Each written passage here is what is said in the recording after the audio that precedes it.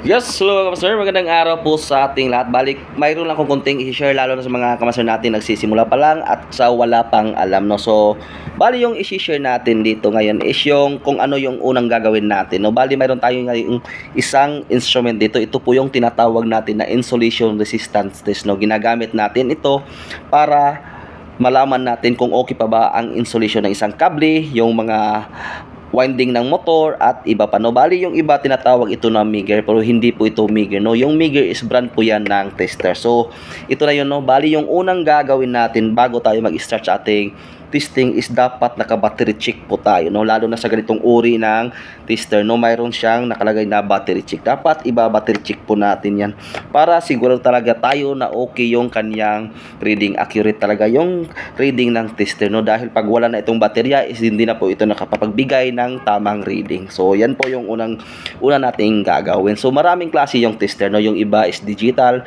ito ay analog. Pero pag analog talaga yung gamit nyo, dapat i-battery check, no. Dahil yung iba, yung digital is wala nakalagay dito na battery check. So diretso na, no. So yan, no.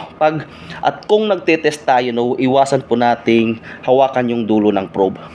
Ito dahil kakakuryente po ito, kaya wag natin itong hawakan lalo na pag nag-i-start na tayo sa ating testing. So yan lang mga master, no. Maraming salamat. God bless po sa ating lahat.